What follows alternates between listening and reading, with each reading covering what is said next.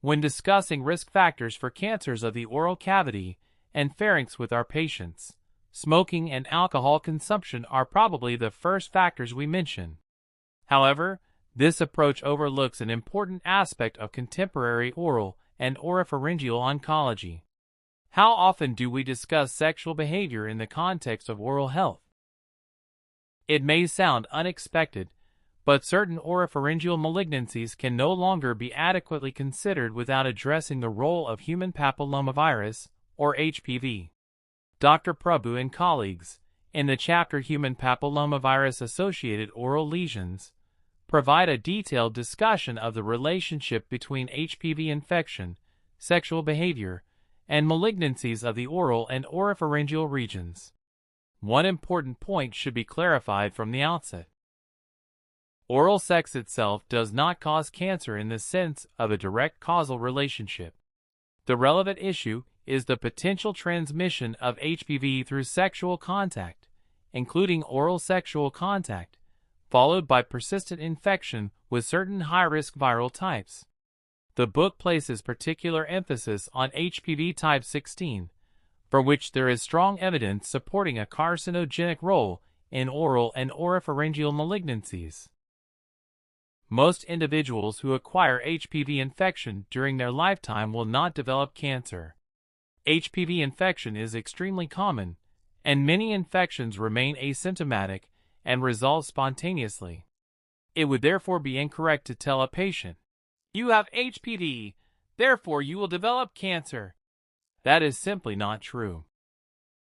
The clinical significance lies in the fact that certain high-risk HPV types possess oncogenic potential and, in a subset of patients, persistent infection may be associated with malignant transformation. Perhaps the most compelling aspect of this discussion concerns the oropharynx.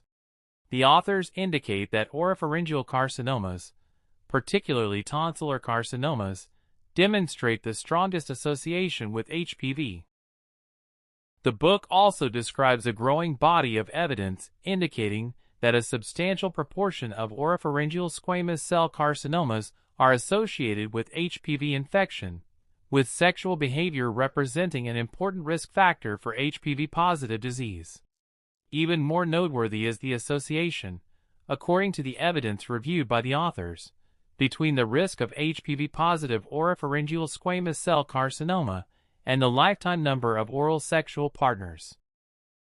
Other factors discussed include an earlier onset of sexual activity, a greater number of sexual partners, a history of genital warts, and the presence of other sexually transmitted infections. For dental professionals, the anatomical distribution of these tumors is particularly important.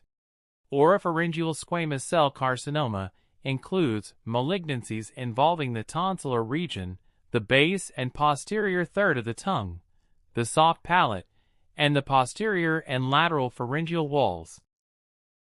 These are anatomical regions that may be overlooked during a routine dental examination if our assessment is limited to the teeth, gingiva, and readily accessible oral mucosa.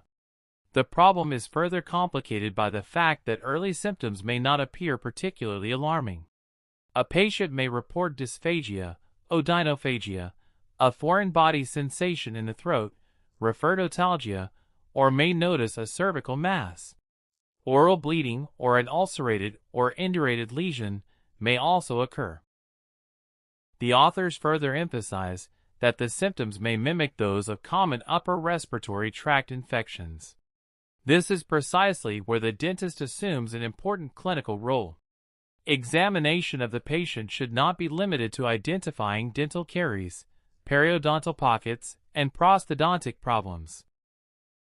Examination of the tongue, the accessible portion of the tongue base, the soft palate, and the tonsillar region, together with appropriate palpation of the neck, can form part of a comprehensive clinical assessment and, in selected patients, may lead to timely referral for further diagnostic evaluation. There is another important message that should not be lost behind an attention-grabbing title. Not all HPV types are the same. Low-risk HPV types are primarily associated with benign lesions, whereas high-risk types are associated with oncogenic transformation. Consequently, HPV infection, oral sex, and cancer should never be presented as a simple sequence in which one inevitably leads to the next. Nevertheless, the association is real and clinically significant enough that dental professionals should not ignore it. The oral cavity and oropharynx are not isolated from sexually transmitted infections, and HPV perhaps provides one of the clearest examples of how the boundaries between dentistry, infectious disease, and oncology can overlap. I would therefore reframe the question posed at the beginning: can oral sex cause cancer? A more scientifically accurate formulation would be this: HPV can be transmitted through oral sexual contact, and persistent infection with certain high-risk HPV types is associated with the development of specific oropharyngeal carcinomas. For the dental practitioner, the most important issue is therefore not simply knowing that this association exists, but knowing where to look, which symptoms should not be overlooked, and when a patient should be referred for further diagnostic investigation.